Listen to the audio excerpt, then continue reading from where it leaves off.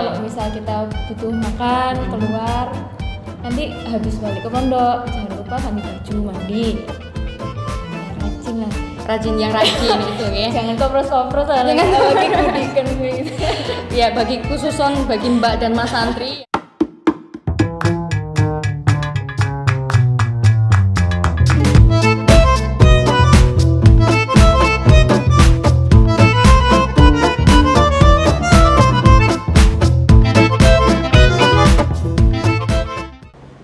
Assalamualaikum warahmatullahi wabarakatuh.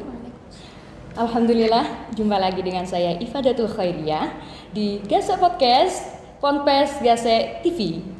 Oke, hari ini sangat istimewa sekali karena kita mengundang salah satu orang yang sangat luar biasa yang akan kita ajak ngobrol bersama pada kesempatan kali ini.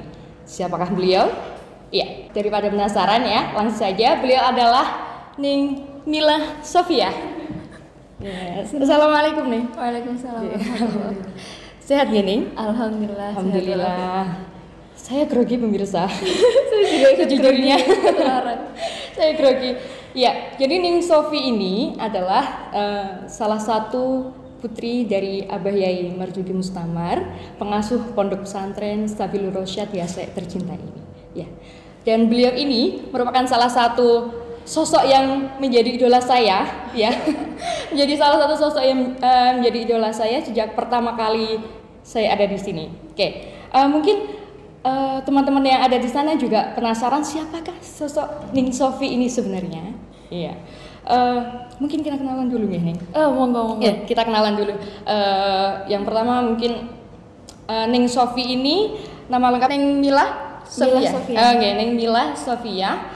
Putri ketiga nggih. Yang pertama ada Mas Habib, Mbak Bella, Mbak Sofi, Mas Izal, Mbak Ocha. Oh, Mbak Dila, Mbak Ocha, Kamila. Dan Mbak Kamila. Alhamdulillah ternyata saya masih hafal ya.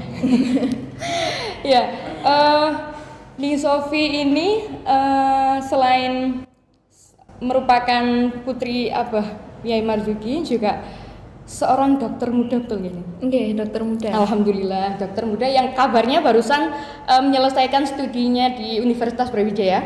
Iya, untuk prekliniknya sudah selesai, tapi saat ini baru akan menjalani klinik. Oh, masih ada tahap-tahap selanjutnya nih berarti gitu. Oke. Kalau boleh tahu Ning Sofi ini usia berapa sekarang? 22. Alhamdulillah 22, berarti kelahiran tahun 97. 97 nggih. Oh, kita seumuran nih berarti ya? Gimana? Ternyata kita seumuran, ya beda-beda tipis lah ya. Dan sebenarnya saya udah berhenti bertemu dari umur 15. Oh gitu? Masih 15 sekarang juga. Masih imut-imut. Jadi Ning Sofi ini masuk kuliahnya tahun? Masuk kuliah 2016. 2016 ya? 2016, 2017, 2018, 2019, 2020. Tahun ini ya lulusnya? Tahun ini lulus. Tapi masih belum wisuda karena masih ada pandemi. Iya, tertunda karena wabah yang mendunia nih ya. Berarti kalau boleh tahu 3,5 tahun ya? 3,5 tahun atau? Untuk skripsinya sudah selesai 3,5 tahun, alhamdulillah. Lalu saya melanjutkan ke S2 Biomedik, dual degree. Pendidikan dokter gini, 3,5 tahun itu luar biasa loh pemirsa ya. Teman-teman semuanya, bagi yang tahu pasti pendidikan dokter itu mungkin ada yang berpendapat bahwa merupakan salah satu studi yang bisa dikatakan agak tidak mudah ya Ning untuk menyelesaikan, apalagi dalam waktu 3,5 tahun ya. Dan ini sudah dibuktikan dengan Ning Sofi bahwa beliau ini bisa melalui hal tersebut yang nanti akan kita tanyakan bersama-sama seperti apa. Kita kulik bersama kiat-kiat suksesnya dari Ning Sofi buat teman-teman ya. Iya, kita korek informasinya. Oke. Berhubung sekarang ini lagi musimnya social distancing ya nih ya. Iya, yang ini harus kita berjarak. Iya, berjarak 1 meter ya. Iya, jadi untuk mengisi kekosongan dari social distancing atau physical distancing ini, dari Ning Sofi sendiri kesibukannya sekarang apa nggak? Kalau boleh tahu. Kalau sekarang tuh masih ada kuliah online tentunya. Oh iya. Terus kalau di dalam sendiri tuh ada ngawas kitab kuning, kitab Ihya Ulumuddin, Muhtarul Ahadits, dan juga kalau malam ada istighosah bersama dengan santri-santri yang disiarkan langsung. Oh iya, sekaligus doa bersama nih Bu. Oke. kalau boleh tahu ini nih ya, kalau Ning pribadi kan pasti sosok Ning Sofi ini kabarnya merupakan salah satu santri yang juga aktif di dunia akademik dan juga non akademik ya, di kampusnya, di organisasi, beberapa organisasi. Kalau dari Ning sendiri yang dirasakan ketika ada wabah seperti ini seperti apa? Apakah bosankah atau mungkin justru dengan adanya hal seperti ini menghasilkan suatu karya yang baru yang sebelumnya belum dihasilkan dari Ning pribadi? Kalau dari saya pribadi gimana ya, yang udah biasa ngopi-ngopi kemana-mana ketemu teman-teman organisasi, teman-teman organisasi lain atau teman-teman komunitas, ya lumayan sepaneng tuh di rumah. Ya sepaneng, pengen kesini pengen situ, tapi kan tentunya kita harus menjaga biar physical distancing, mengurangi interaksi fisik sedikit mungkin. Jadi kalau saya pribadi di rumah itu mengisi hal-hal biar gak bosan, biar gak stres gitu ya. Kan sekarang juga sedang rame mental health terkait dengan pandemi ini, karena banyak teman-teman yang sebenarnya sudah memiliki mental health issue, misal dia punya anxiety atau depresi dan sebagainya, itu sangat menurun. Jadi istilahnya kambuh gitulah karena pandemi ini, anxiety-nya semakin kumat dan segala macam. Nah, jadi hari-hari saya juga saya isi dengan setidaknya ngancani teman-teman yang seperti itu, karena saya punya beberapa teman yang memiliki mental health problem, jadi saya membangun dan juga entah itu cuma ngechat atau dengan video call, itu juga bisa. Sangat berpengaruh ya sedikit, tapi mungkin bagi mereka yang membutuhkan itu merupakan suatu hal yang sangat istimewa gitu ya. Ada yang memperhatikan gitu ya. Untuk bagi saya juga membantu, selain saya mendapat ilmu baru juga saya nggak sepanas-panas banget lah di rumah. Ada teman ngobrol gitu kan. Untuk masalah pandemi kita tahan dulu, kita tunda, kita akan membicarakan ke nanti untuk sesi selanjutnya. Yang sekarang ini saya bacakan beberapa pertanyaan dari teman-teman, boleh gini? Ini ada mungkin pertanyaan yang mewakili dari unek-unek atau mungkin yang menjadi pertanyaan beberapa santri terutama ya, terutama santri yang hari ini insya Allah akan kita bicarakan bersama. Ini ada pertanyaan, bagaimana kehidupan seorang Ning Sofi ketika berada di dalam dan di luar pondok, adakah yang berbeda? Jadi kita putar dulu membahas ke pondok dulu. Gitu. Pribadi Ning Sofi. Jadi boleh perbedaan di dalam sama di luar. Adakah perbedaannya? Perbedaan ya mungkin ada sih Mbak, cuma saya kan orangnya ya adanya, promosi adanya yang sederhana aja. Gitu, jadi kalau di luar saya belakraan gitu ya, di rumah juga belakraan. Jadi tetap menjadi apa adanya gitu. Iya. Atau mungkin ada kalau di pondok bagaimana gitu, kalau di luar bagaimana? Mungkin ada, tidak ada ya? Mungkin kegiatan bedanya apa ya, lebih pinter adaptasi sih Mbak. Kalau di pondok kan mungkin semua orang itu dalam tanda kutip ya, menghormati orang dalam siapapun itu, dan menghormati ustadzah, menghormati sesama gitu lah. Adatnya kan seperti itu. Kalau di luar kan belum tentu, jadi istilahnya lebih bisa menyesuaikan dengan siapa kita menghadapi gitu. Karena belum tentu kita di sini kita bisa dihormati, di tempat lain kita bisa jadi tidak dihormati, kurang dihormati gitu ya. Tergantung bagaimana membawa diri gitu. Dan itu yang Ning Sofi terapkan dalam kehidupan sehari-hari. Betul banget ya. Salah satu contoh idaman yang perlu ditiru ini ya. Be yourself dimanapun Anda berada dan tetap berbuat baik, intinya seperti itu. Kalau saya menangkap betul itu. Intinya jadilah taman surga untuk orang sekelilingmu. Ya Allah, syahdu sekali. Jadilah taman surga bagi orang-orang yang ada di sekeliling Anda. Iya benar. Menyejukkan sekali ini Sofi, ya Allah. Selanjutnya kan pasti di antara putra dan putri Abah Yai dan juga Umi, ada masing-masing itu memiliki passion yang mungkin berbeda gitu ya. Nah, kalau menurut orang biasa melihat bahwasanya untuk memunculkan passion itu sendiri atau menekuni bakat passionnya itu sendiri, kesukaan itu pasti membutuhkan suatu hal yang sangat tidak mudah gitu untuk hal itu, terutama untuk seperti Ning Sofi yang tetap di dengan passionnya Ning Sofi. Adakah motivasi dari Abah Yaya atau Umi yang sampai sekarang selalu disampaikan kepada Ning Sofi, salah satunya Ning Sofi, sehingga menjadi salah satu jimat atau kekuatan khusus gitu, adakah nih?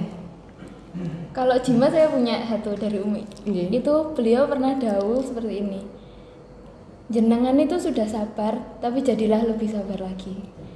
Intinya adalah dalam belajar atau dalam menekuni bidang saya itu pasti kan ada bosannya dan segala macam. Apalagi saat ngerjain skripsi pasti udah banyak yang mengalami.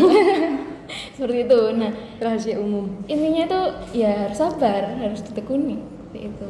Walaupun sekarang kamu sudah sabar, belum tentu untuk selanjutnya kamu masih bisa lebih sabar lagi atau lebih sabar lagi, karena sabar itu pelajaran untuk seumur hidup. Sabar dan tekun ya. Itu yang dari Umi. Yang dari Umi untuk Ning Sofi. Kalau yang dari Abah mungkin ada yang selalu terngiang kalau kemana-mana, inilah nasihat dari Abah, jadi yang itu menjadi patokan gitu mungkin. Abah nih kok selalu mengingatkan untuk sholat. Jadi sholat tepat waktu, syariatnya dibenerin ya, seperti itu. Oke, kalau dari Abah sholat istiqomah ya, dijaga sholatnya. Terus insya Allah kalau saya pernah dengar juga yang ngendikannya Abah, memang salah satu yang beliau selalu sampaikan memang sholat gini. Memang sholat, dan insya Allah kalau sholat itu terjaga, yang lain juga ikut terjaga, ikut di belakangnya gitu. Itu dua motivasi dari Umi dan juga Abah ya. Nah, kemudian kalau Ning Sofi sendiri, ini kita bahas ke studinya Ning Sofi lagi, teman-teman ya. Ya.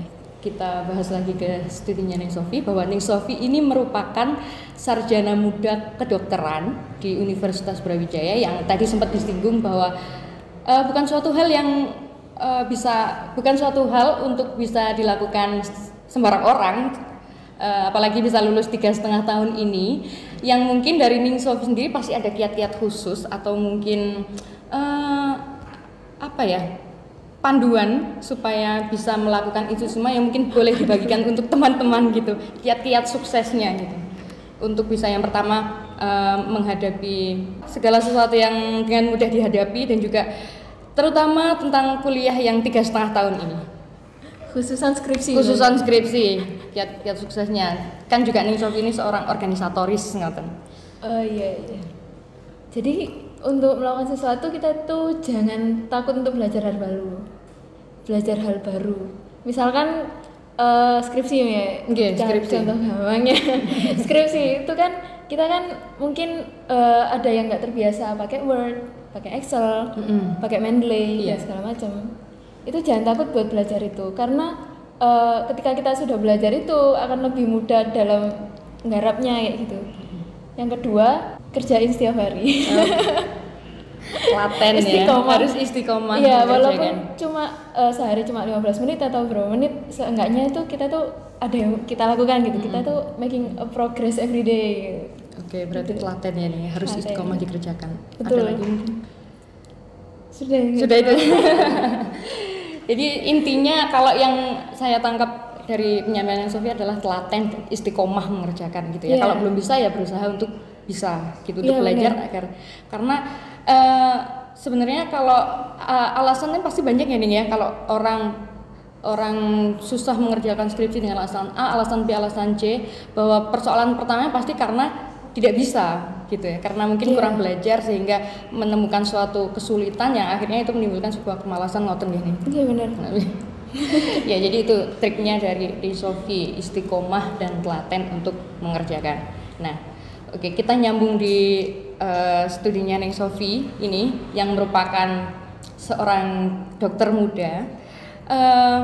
Kita singgung apa yang sedang ada di sekitar kita sekarang ya, yang sedang terjadi di sini, yang juga merupakan sebab utama dari social distancing ya, wabah pandemi. Oke. Kalau dari Ning Sofi sendiri, yang pertama tentang virus COVID-19 yang sudah viral ini, menurut Ning Sofi ini seperti apa? Gitu. Apakah virus ini pertama kali kemunculannya itu kan dari Wuhan ya, Wuhan Cina ya kalau kita boleh tahu, dan sekarang sudah mewabah sampai sini, sampai di Indonesia ini. Kalau menurut pandangan Ning Sofi sendiri, virus ini itu seperti apa? Gitu. Virus COVID-19 ini. Jadi virus COVID-19 ini yang pertama penyebarannya sangat mudah. Jadi dia itu lebih mudah menyebar dibandingkan dengan virus corona yang lain. Kan kita mengetahui ada beberapa virus corona, ada SARS, ada MERS, macam-macamnya. Iya, ada macam-macam. Dan yang baru ini COVID-19, yang berarti virus ini tuh ditemukan pada tahun 2019 ya, Mbak? Oh iya, COVID-19. Ditemukan pada tahun 2019. Dan sekarang sudah menjadi pandemi atau mewabah secara global. Maka dari itu orang-orang ini pada waspada nih, Mbak, karena dia itu penyebarannya itu sangat cepat sekali gitu dalam waktu yang singkat. Iya. Dan untuk menghadapi pandemi-pandemi itu tentu saja yang paling penting adalah kebersihan. Untuk semua penyakit wabah itu yang paling penting kebersihan biasanya. Iya. Ya, jadi kita harus rajin cuci tangan salah satunya. Cuci tangan. Kalau misal kita terpaksa harus keluar rumah, habis balik lagi ke rumah jangan lupa langsung ganti baju dan juga mandi. Oke. Itu salah satu yang membentengi diri untuk seperti itu ya. Oke, kalau virus COVID-19 ini sendiri sebelumnya apakah sudah muncul dengan nama lain atau memang baru muncul di tahun 2019 ini kalau menurut Ning Sofi? Iya, ini virus yang baru. Baru ya? Iya. Baru muncul di tahun 2019 ini ya? Iya. Oke, berarti memang yang karena tergolong baru, yang untuk penawar virus itu vaksin ya? Vaksinnya itu memang belum diketemukan ya sampai sekarang ini? Iya, untuk sekarang ada beberapa negara yang sudah mengklaim membuat vaksin tersebut, cuma untuk tesnya ke manusia kan ada in vitro. Oh iya. Iya, itu bahasa medisnya ya. Untuk yang klinisnya, uji klinisnya masih belum selesai karena itu membutuhkan beberapa waktu yang lama ya. Oke. Tapi apakah sudah ada yang berhasil menemukan si vaksin itu sendiri dari negara tertentu gitu sejauh ini? Iya, sejauh ini yang saya baca adalah Amerika dan Cina, Pak ya. Kemungkinan sudah ada yang menemukan ya. Iya, tapi masih perlu diuji coba. Masih perlu melakukan uji coba bertahap-tahap lagi sampai betul-betul bisa dikatakan aman untuk digunakan banyak orang ya. Iya. Karena mengingat ini sendiri yang ya saya pun mengalami hal seperti ini juga baru pertama kali ini gitu. Dan termasuk salah satu dampaknya adalah diliburkannya semua kegiatan. Atau istilah yang keren sekarang ini WFH ya, work from home. Iya. Nah, termasuk ini santri yang ada di sini gitu nih. Santri yang ada di sini ini kan beberapa juga sudah pulang dan beberapa masih ada di sini. Nah, pertanyaannya untuk santri-santri yang masih ada di sini gitu ya, untuk santri yang masih berada di pondok atau mungkin yang masih bertemu dengan orang-orang banyak. Kalau dari Ning Sofi sendiri bagaimana sih? Padahal kan kalau di sosial media kita tahu banyak sekali peringatan, anjuran atau mungkin bahkan larangan untuk bertemu dalam beberapa waktu. Nah, kalau di sini kan ya sebagai santri gitu gini. Kira-kira kunci utama kita sebagai santri untuk bisa menjaga agar tetap terhindar dari hal tersebut dan kita tetap berinteraksi dengan banyak orang, kira-kira seperti apa utamanya yang harus kita lakukan? Ya tetap ikhtiar, Pak. Jadi ikhtiarnya kita kan yang pertama physical distancing itu menjaga kebersihan, dan juga kalau santri mesti berdoa. Berdoa itu yang penting. Doa dan banyak membaca sholawat juga. Tapi kalau dari saya pribadi, physical distancing untuk santri itu apa ya, gimana ya? Kalau agak susah ya ini diterapkannya. Agak susah juga. Misal kita sholat berjamaah di masjid kan juga berdekatan. Tapi penting juga untuk lagi-lagi menjaga kebersihan lagi. Jadi misal kita mau jamaah di masjid, bawa sajadah sendiri kayak gitu. Atau kalau misal kita butuh makan keluar, nanti habis balik ke pondok jangan lupa ganti baju, mandi. Ya rajin lah. Rajin yang rajin itu ya. Jangan kopros-kopros lah. Jangan bagi kudikan gitu. Ya bagi khususon bagi Mbak dan Mas Santri ya, boleh ini harap didengarkan, jangan koproh-koproh ya. Harap untuk segera kalau memang merasa dirinya kurang bersih ya dibersihkan gitu. Kalau keluar dari rumah, dari pondok kembali langsung segera cuci tangan, cuci kaki gitu ya. Apalagi kalau sekarang di pondok kan mungkin nggak dikit ya orangnya. Iya. Nggak dikit. Tapi kalau untuk satu kamar yang segede itu diisi 2 orang kok ya nggak masalah sih. Bisa tidur jauh-jauh. Bisa berjauh-jauhan minimal 1 meter. Kayak pindang gitu. Iya. Salah satunya itu berarti kuncinya dari menjaga diri sendiri ya nih ya. Tetap prioritasnya. Karena dengan menjaga diri kita sendiri, kita juga menjaga orang lain di sekitar kita. Nah itu, oke. Jadi untuk saat ini bagi yang kalian semuanya, teman-teman semuanya yang bisa melakukan anjuran pemerintah, yang bisa melakukan larangan ya silahkan dilakukan sebisa kalian, sebisa mungkin. Dan juga tadi sudah disampaikan oleh Neng Sofi, khusus mbak-mbak dan mas-mas santri, jadi nggak usah khawatir, tetap jaga diri dan juga waspada gitu, sesuai dengan yang Neng Sofi sampaikan gitu. Oke, ini ada pertanyaan tambahan boleh ini? Iya, boleh. Ini kalau kita tahu anjuran untuk mengisolasi diri sebelumnya adalah 14 hari ya. Iya. 14 hari itu. Nah, pertanyaannya setelah 14 hari itu apa yang terjadi? Apakah si virus itu mati atau lenyap entah kemana gitu? Yang virus COVID-19. 14 hari. 14, iya. 14 hari atau berapa ya? Iya. 14 hari. Jadi kenapa 14 hari? Karena itu istilahnya waktu inkubasi ya. Oh, waktu inkubasi di dalam tubuh manusia. Jadi setelah virus itu masuk ke dalam tubuh manusia, bisa jadi dia itu tidak menimbulkan apa-apa gitu. Oh oke. Tidak semua orang bereaksi. Tidak semua orang menimbulkan gejala. Dan biasanya gejalanya itu muncul rata-rata sekitar 5 hari dan maksimal 14 hari. Maka dari itu diberi jarak waktu 14 hari. Oh gitu, untuk mengamankan diri sendiri. Iya. Oke. Apakah ada kemungkinan si virus tersebut pergi setelah itu? Setelah 14 hari itu gitu. Terus maksudnya kemudian dia tidak akan menginfeksi lagi gitu. Iya, jadi apa bagi yang pembawa? Yang pembawa misalkan. Virus itu sifatnya self limited. Jadi bagi kita sendiri, untuk kita sendiri, kita itu sebenarnya juga sudah bisa melawan dari tubuh kita sendiri. Oh, dari tubuh kita sendiri ya. Sudah bisa melawan virus tersebut. Maka dari itu setelah 14 hari lewat, ya tentunya sistem imun kita sudah melawan virus tersebut. Oke, sudah bisa dikatakan stabil gitu ya nih. Iya. Jadi seperti itu penjelasan dari Neng Sofi. Tadi ya lumayan banyak sekali yang kita bicarakan saat ini. Terima kasih.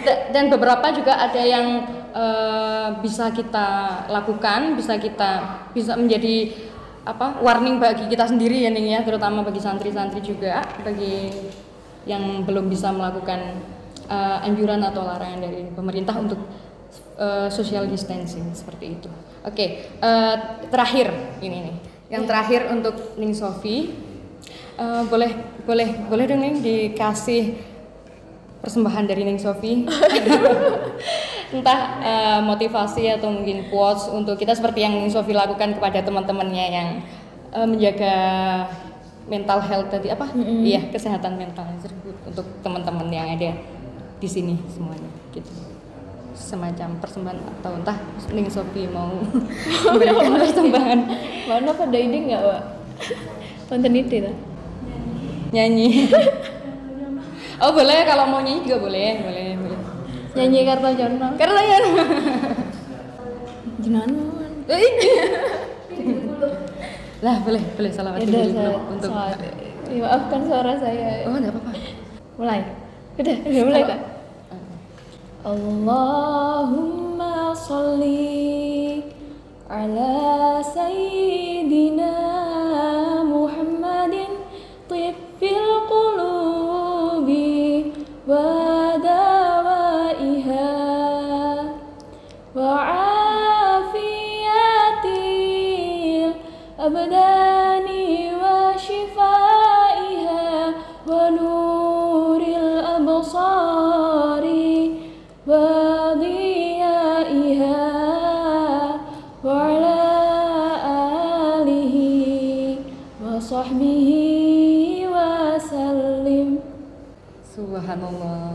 motivasinya Malu berupa sekali. sholawat. Merdu loh nih, kok paus gimana tuh? Sudah sangat, ya Allah syahdunya gitu. Terima kasih ya Ning ya. Itu tadi motivasi yang berupa sholawat yang disampaikan dari Ning Sofi. Bagi teman-teman yang menyukai program kita ini, jangan lupa subscribe, like, dan komen. Mungkin ada masukan untuk siapa yang akan menjadi narasumber selanjutnya. Dan juga terima kasih kepada Ning Sofi atas waktunya dan ilmunya, dan juga terima kasih kepada teman-teman semuanya. Sampai jumpa di lain kesempatan. Assalamualaikum warahmatullahi wabarakatuh.